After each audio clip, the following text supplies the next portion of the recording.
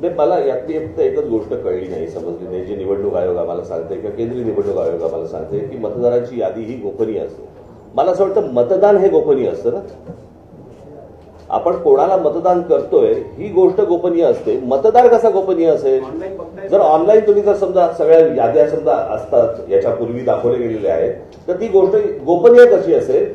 आणि दुसरी गोष्ट, तिथे सीसीटीव्ही कॅमेरे तुम्ही लावता, जे नंतर तुम्ही 45 दिवसामध्ये डिलीट करता.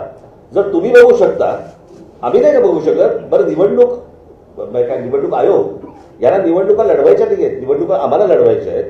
जर आम्हाला ते मतदार कोण आहेत हे कळले नाही, म्हणजे मला एक गोष्ट या संपूर्ण प्रकरणामध्ये मी मगाशी आपल्याला सांगायचं राहिलं, माझी ही निवडणूक याच्यामधलं जे काही प्रॉब्लेम्स आहेत किंवा याच्यामधले जे घोळ आहेत याच्यावरची माझी दुसरी पत्रकार परिषद आहे. एक पहिली 2017ला झाली होती, मला असं वाटतं तुम्हाला माहिती असेल कदाचित.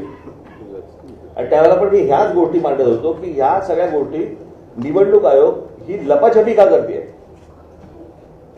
आता मगाशी आम्ही जेव्हा सांगितलं की एका ठिकाणी कुठे ते पाहिलं ते जिल्हा परिषदांच्या काही एक याद्या आल्या. आता 2022ला ती फोटो सकट नावासकट सगळ्या याद्या आहेत 2022च्या. आणि आत्ताच्या ज्या याद्या आल्या या 2022च्या याद्या आहेत, ज्याच्यामध्ये फोटो आहे, नाव आहे, सगळं आहे.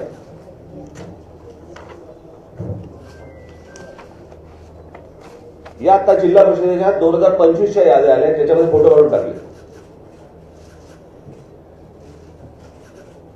हे सगळं निवडणूक आयोग स्वतः करतंय.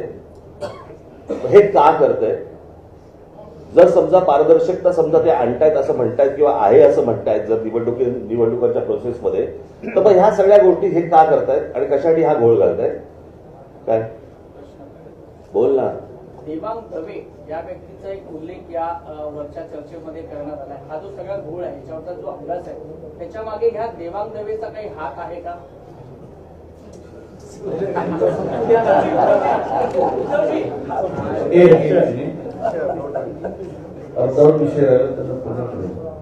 देवांग दवे ही निवडणूक आयोगाचे हे एका राष्ट्रीय पक्षाचे पदाधिकारी आणि हे पुढे लपून राहिलेले नाही. त्याच्याकडे जो कंत्राट दिला आहे, डिलीट करायचं पण आहे, एडिशनचं पण आहे. एडिशन दोन्ही काम तो करतो आहे वेबसाईटवर अधिकृत जाऊन. कारण अधिकृत कंत्राट दिल्यामुळे वेबसाईट हाताळण्याचं काम त्याच्याकडे आणि तिथूनच कदाचित घोळ असावा असा आमचा गोड समज आहे.